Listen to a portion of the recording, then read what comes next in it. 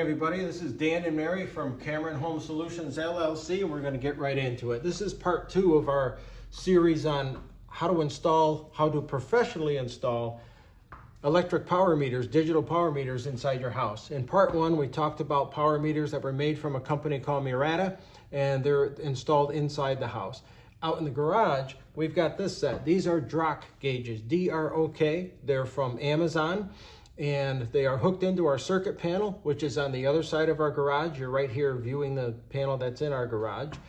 This is a 2-gang old work box setup. We first went through and we checked for obstructions, we checked for any studs, etc. We were able to neatly cut a hole and set in a 2-gang box, which you'll see shortly. We then took this faceplate, a blank faceplate, and we cut holes in it for the 2 gauges. We cut holes in it for the 2 fuse holders, and then we cut holes in it for 2 switches. These switches are not set up yet. We're going to use those in the future to be able to switch from one current transformer to another, which would allow us to read generator power out here while the generator is running, and then flip back to FPL, which is Florida Power and Light. Since we're in Southwest Florida, that's our electric provider, and we'll be able to switch between the 2. We haven't done that yet. That could be something in a future video if we get comments and people want to see that sort of thing. Right now, what you see is FPL current coming in our left leg, in our right leg of our house. We have a 200 amp service. We've got 5 amps coming in the left leg right now and 3 amps coming in. So we're at 124 volts, and you've got the different amps. What I'm going to do now is just to ask Mary to hand me a little screwdriver, and then we'll take off this panel and show you the wiring behind it.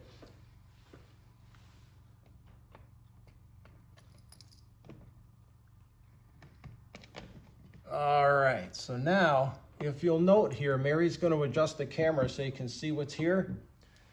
You'll notice the green terminal block.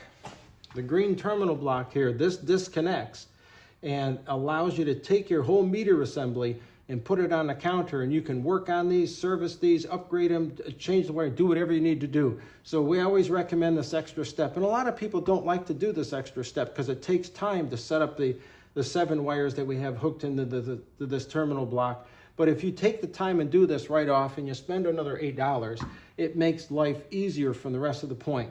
Now we're going to have a circuit diagram. It's laid out on the counter right now, so I won't talk about these wires. There's 7 wires. The first 3 are the power wires that bring the voltage into the meters, and then there's a green wire that's unused. You'll see that. And then we have 4 wires, 2 of each bring the current information into each meter. So I'm going to go ahead and disconnect this, and when I'm done with that, Mary's going to pause the camera and we'll set up at the counter.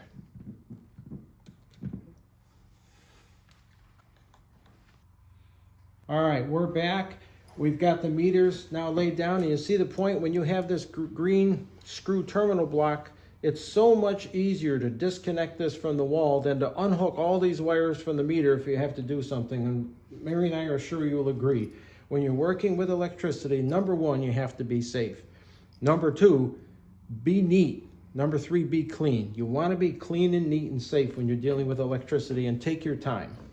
This video is not a 5-minute video. We take the time to explain the concepts because we want people to get it right and we want you to be safe. We also need to put a disclaimer in here. If you don't feel comfortable working with electricity, then just have somebody else do the work. Leave it to the pros. You need to know what you're doing, and you need to be willing to work safe and neat so you don't burn down your house. It's as simple as that. So please be safe. This video is for entertainment and education purposes only. If you've got the skills and want to tackle this on your own, go for it, because you'll end up with a great result, but you have to know what you're doing. Okay, this has sat here for a while. Feel free to pause the video, rewind the video, take a screenshot. This shows the wiring diagram of how the wires come out from the circuit panel, and we'll show that to you later on in the video when we get into the circuit panel. All the wires are hooked up a certain way. They come down through the top of the terminal block, which is the piece over on the wall. Now the way they're set up, the first wire that comes in on our setup is a black wire, and that's 120 volt for the first meter. The second is a power that comes in for the second meter. So what we're talking about here is this particular connection right here. The voltage connections are made on the left side. The current connections are made on the right side. Also notice, you can't see it from here, but there is a wiring diagram on the meters. It's upside down, but I'll show that to you in a second when Mary moves the camera over. And they also easily describe what the wiring diagram is. It's actually very simple. But again, in our case, from the circuit panel, we have a black power wire and a red power wire. We have a white neutral wire. That neutral wire goes through the block, goes to these two red wires, and that completes the electricity side, the voltage side of the meter connection, and allows the electricity to flow back into the FPL circuits. The fourth wire is a green wire. It's unused. It's a spare wire.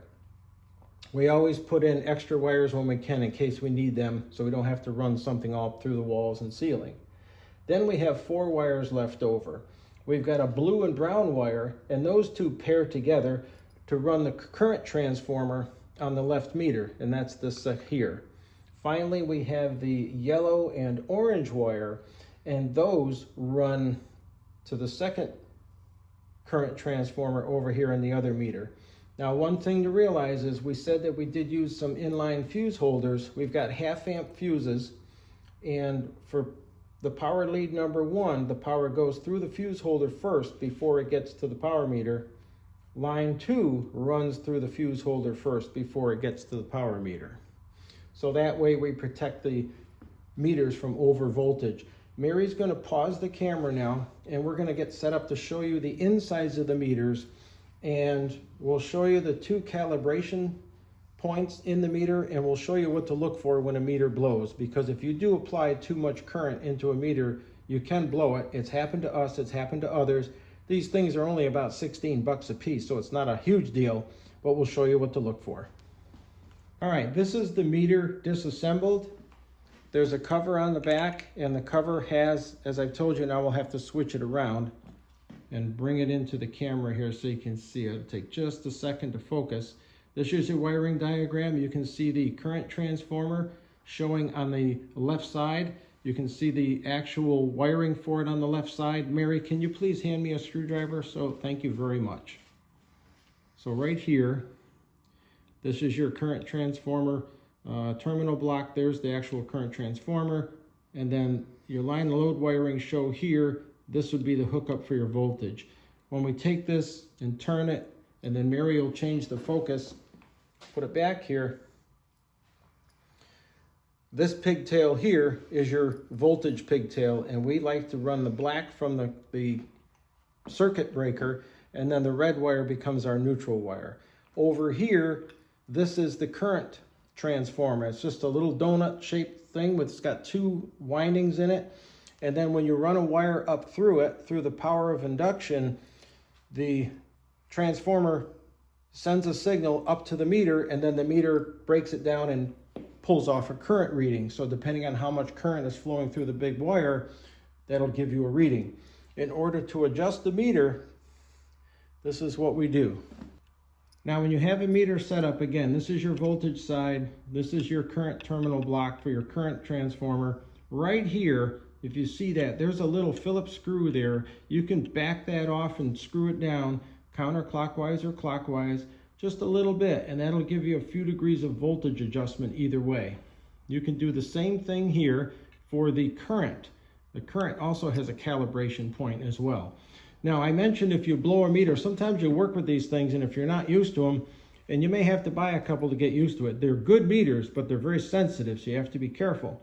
If you short a wire or do something and you hear a pop or a snap, you've probably blown the meter, and what'll happen is there'll be a big dark spot right up here underneath the cover, and that means that you blew the circuit board. Just throw it away and get another meter. They're great meters, but again, they're sensitive, so you want to be sure the power is off when you're making any fine adjustments or when you're actually doing your hookups. And please take the extra step to make inline fuse holders a part of your equation so that you can keep things safe. Now what we're going to do is pause the video, and then we're going to move to the circuit panel. All right, so as we mentioned in part 1 of our video, when we talked about the video series here, when we talked about the inside power meters, this here is the set of 8 wires coming in for the inside power meter, and it runs down the side, hooks into 2 pigtails, into these 2 breakers, and eventually the CTs come down here on the side. Mary, why don't you pan in right now, and you may have to refocus a little bit. These are the small current transformers that are hooked onto the generator wires, so when we run generator power into the house through the induction, they pick up the signal. Now if we go up here, you can see the 2 breakers.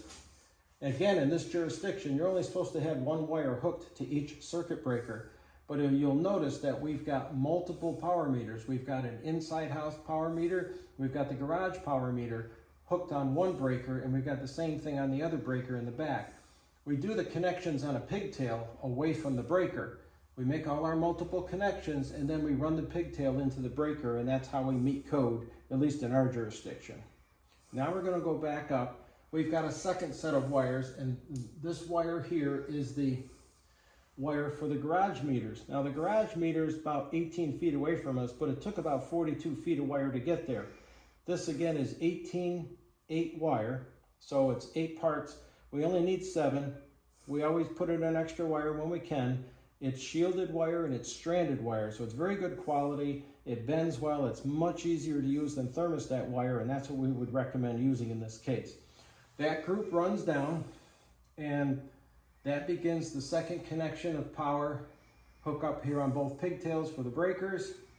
When we continue down further, we've got another set of current transformers, and you can see that right here on each leg. These are the current transformers that are wire nutted into that set of wires that goes up here and runs back to the meter. Now notice we've got the 2 neutral wires. The neutral wires are neatly spliced along, and again, when you're dealing with electricity, make it clean, neat, and professional. We run down and we tie those into the neutral bus bar. So a danger down here is when you deal with these current transformers, make sure your power is off. Keep your power off to the meter, because if you turn the power on, let's say you hook up the voltage first, you want to test the voltage, that's fine. It's good to check it. But you've got some current that's going to be generated on these wires that are coming down to hook into the transformer. If they touch, they can arc out and burn out the meter, just like we talked about before. So you have to be careful and de-energize everything when you're doing the actual wiring. The other thing to remember, and a lot of people don't realize this, is that when you put a current transformer with a couple windings around a wire that has power going through it, you're generating a small electric current. So if you touch those, you could possibly cause some damage. So you want to be careful. So we always recommend having the power off when you're obviously when you're putting these current transformers on the large wires. In our case, we actually had to work with FPL and set an appointment and have them pull the meter so we could do what we needed to do in the box. But the next thing is just make sure all your connections are carefully considered so that you don't arc against anything and cause a short. Keep a little bit of slack inside the wall. I mentioned we had about a 42-foot wire run. We've got about 45 foot of wire that we use, so we have a couple feet of slack here and there. You may want to change or adapt things. Make sure you do that sort of thing. You always want to have a little bit of slack. Plan your route. As we mentioned in the description, we like to draw everything out first.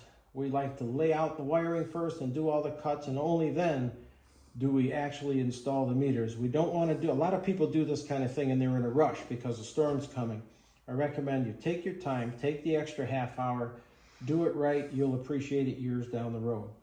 That's the video. We hope you learned a lot from it. We've got other videos coming where we'll be talking about our generator. We'll be doing a video on how we actually deal with a power outage in the house. We'll actually have the power off to the house and then we'll be running on the generator. So please like this video. Please subscribe to our channel. Please check out our other videos on the playlist. And thank you very much for watching. Hey everybody, thanks for watching this video about installing DROK power meters professionally in your home. This is a really good shot of the circuit drawing. It comes out a little light in the video, so we wanted to make sure you have it. So you can pause the video, you can rewind it, take a screenshot, whatever, so you have this very important information. Thanks again for watching. Please hit the like button and also subscribe to our channel. We have a lot more great stuff coming along. Thank you.